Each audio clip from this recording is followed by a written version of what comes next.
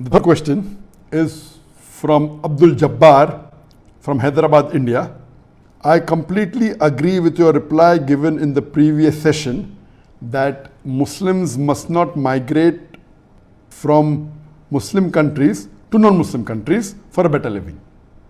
I also agree with most part of your reply regarding Muslim living in non-Muslim countries, especially Western countries, should mostly migrate to a Muslim country. What are your views regarding Muslims living in India, since India was previously ruled by Muslims? And I would like to thank Brother Abdul Jabbar for asking this question. He's referring to the reply I gave in my last session, where a person asked that, is it permissible for a Muslim to migrate from Muslim country to a non-Muslim country for a better living?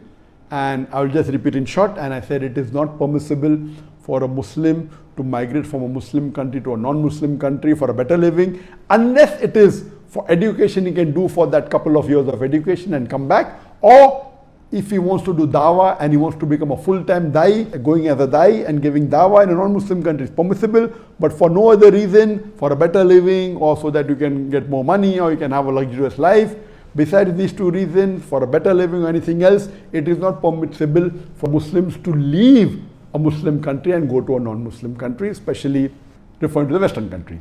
And then I went further to say that the verse of the Quran, of Surah Nisa, chapter number 4, verse number 97, where Allah subhanahu wa ta'ala says that the angel comes to take the life of the person who had died in sin, that how was your state? And he said that we were weak and oppressed. Then the angel replies that the earth of Allah subhanahu wa ta'ala is vast, so why didn't you migrate? And those who do not do that, Allah says, they will go to hell and their refuge will be evil. So based on this, there are three options for a Muslim living in a non-Muslim country. And I gave the reply that Muslim living in non-Muslim countries, especially referring to the Western countries, that if they cannot live openly, declaring themselves to be Muslims, or cannot practice some of the Islamic aspects, or they cannot practice most of it or some of it, it becomes further for them to migrate to Muslim land.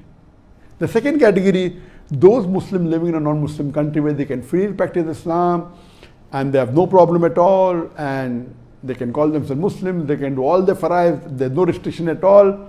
I don't know any such country. There may be parts of some country, but as a whole I don't know. Some countries may be better than the others, but if such a situation is there, then it is not compulsory for them to migrate to a Muslim country, it is mustahab. That means they can stay, but yet better is to migrate. And the third condition is if the Muslim is oppressed or they are weak or they cannot migrate, then Allah will forgive them. This was my answer of three categories. But now the brothers posed the question, what about India? The Muslims living in India, because India was ruled by the Muslims for more than 1,000 years. So does India also come in the same category as a Muslim country? And that's a very important question. And Jazakallah for asking this question. There are some countries, and one of the good examples is India, that India was ruled for 1,000 years. And the population of India, approximately more than 1/3, about 40% of them were Muslims. Then the Britishers come, and they come saying that they don't do business, but they want to control India. They started ruling India, and then when they left, they created a division amongst the Indians who were living very peacefully. Even though the Muslims ruled India for about 1,000 years, the Mughal. If the Muslim rulers would have forced the non-Muslim to accept Islam, there would not have been any non-Muslims alive in India.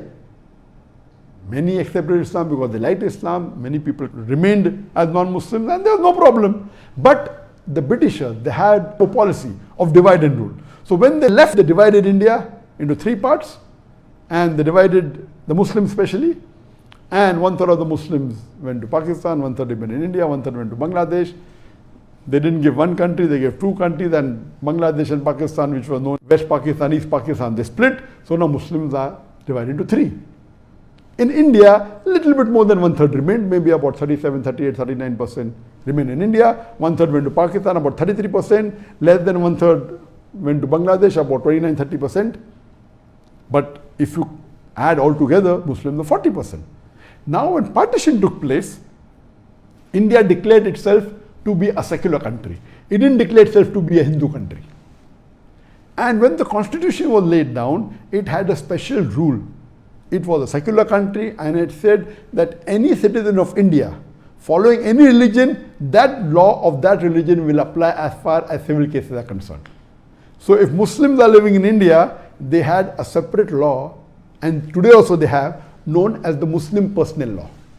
The Christian have their Christian law. The Hindus, they have their Hindu law. So when this was drafted, it gave permission for all the religions to practice their religion freely. All the citizens of India. India was not at all a Hindu country, and even today it is not.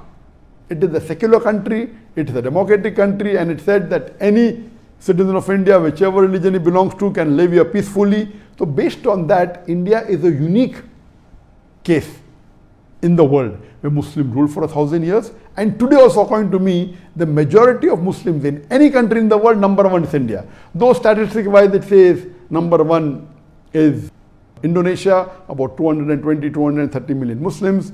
Number two is India, some about 200 million. Some people say that it is Pakistan, about 202 million. And third is Pakistan. Some say second is Pakistan, third is India, and then fourth is Bangladesh.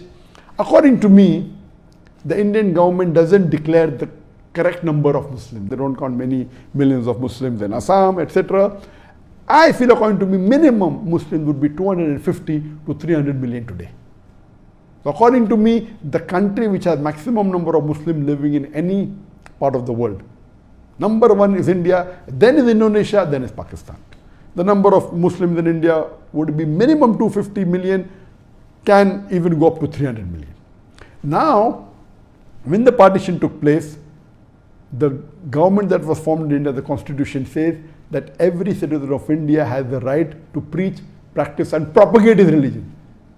And it is just about 4 years back that I left my country, and for more than 20 years, mashallah, for about 25 years, I did dawah openly, large audiences, and India has been a very safe place for the Muslims.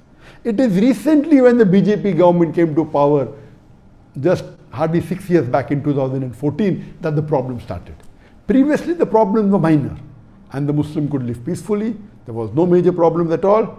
The politician, Hindu politician, mainly the BJP, which is a part of the RSS, these are fanatics and fascists. And they started promoting the Hindutva and trying to misguide the people. And now there are problems created for the Muslims. But generally, for the Muslims living in India, it is very close to living in a Muslim country. They have their full rights. So Muslims living in India, it is perfectly permissible for them to live. Such close example is, for example, Singapore. Singapore first was part of Malaysia, where 2/3 of the citizens of Malaysia, they were Muslims. Previously were everything, later on the non-Muslims came. And then Singapore became separate. And today Singapore has about 18 or 20% Muslims. So there also they have a Muslim personal law for the Muslims. So Singapore is also somewhere close to India.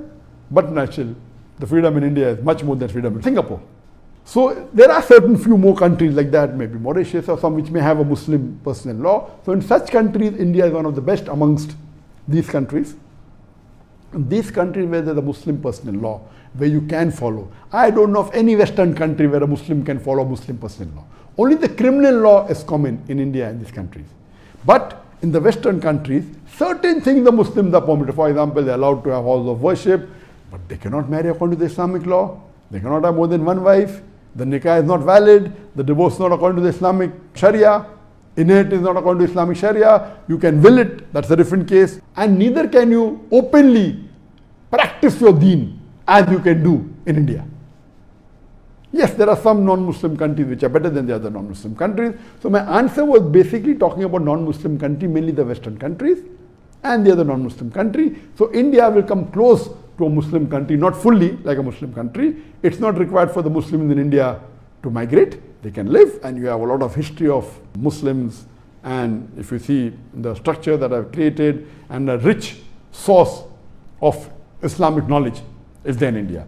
So, but natural, Jazakallah for asking the question. This is a different case altogether, like in India and other few countries of the world. Hope that answers the question.